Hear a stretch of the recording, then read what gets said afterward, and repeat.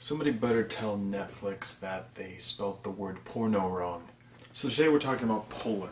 Polar is a Netflix original movie, and it stars Mads Mikkelsen. Frick me in the face. The guy who played on Rogue One as the father of the girl. I personally really like him as an actor, and so I was like, well, this may be an interesting movie to watch. Oh, I was wrong. This movie has Vanessa Hudgens, Richard Dreyfuss, Johnny Knoxville. Humanity has fallen. This movie is seriously so bad. Rotten Tomatoes gave it a 21%, but I was surprised to find that IMDb and they gave it 6.3 out of 10, so I'll never listen to what they have to say ever again. The reason why I wanted to watch this movie in the first place was because the commercial made it look a lot like John Wick. And of course you're like, okay, well even an off-Broadway version of John Wick might be mildly entertaining, right? Wrong! As in the words of Rotten Tomatoes, even with a cast like this and a storyline as simple as this, Polar proved that you can ruin anything. The plot of this movie is simple. There's a criminal organization or an assassin organization where if you turn 50, then you have to retire. So they meet your pension, so if you saved $4 million, they'll meet it with another $4 million. And so, but if you die before you retire, then that company gets all of the money. And so basically that's the plot of this movie, is that there's assassins trying to kill this guy who's about to retire, and he defends himself. That's legit the storyline of this movie. The movie opens with one of the most distasteful scenes I've ever witnessed in my entire life. And I was like, it's gonna get better, it's gonna get better, just erase it from your mind. It does not get better.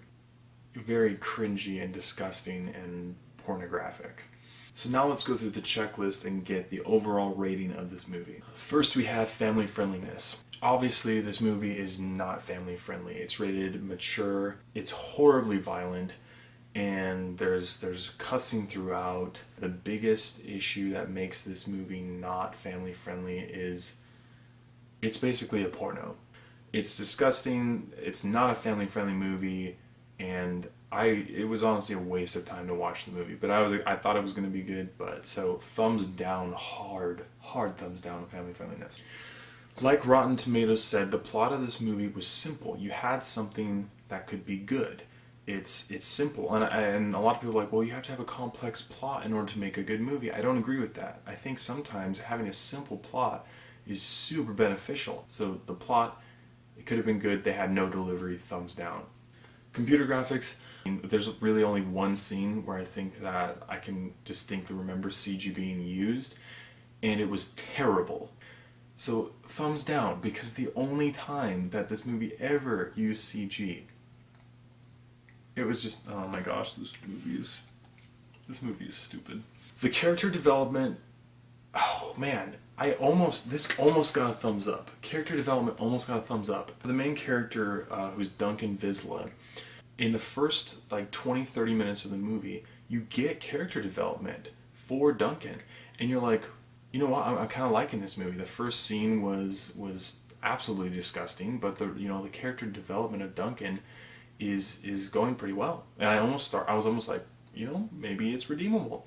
And then after the 20-minute mark, this movie falls off the cliff. That's when the movie just goes off the rails. Really, the only other character in this movie who has any character at all, not even character development, just character period, was Vivian, who is the #1 henchman to the main villain, who's a frickin', Take notes from this movie on how you're not supposed to make a villain. A thumbs down. On to acting and script. The acting in this movie is terrible.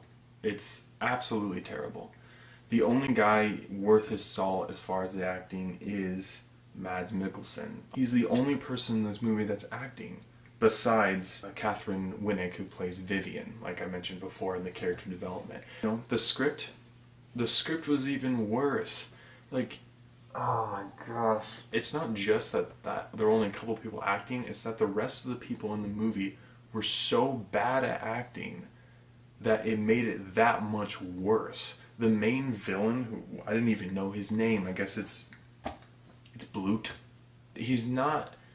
The problem with villains is that you need to understand why they're in power. This guy is supposedly the head of a fairly successful assassin organization, but you come to a point in the movie where you're like, why is this guy in power? He's one of those villains that just makes you cringe. He's disgusting. He can't defend himself. He doesn't have any education or smarts at all.